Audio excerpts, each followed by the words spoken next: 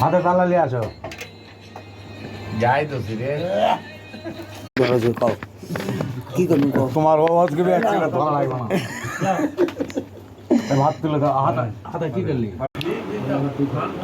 এই 32 বাজারে উনি ভাত পায় না বাইক বাইরের বইয়ের অশান্তির জন্য এই 32 অশান্তি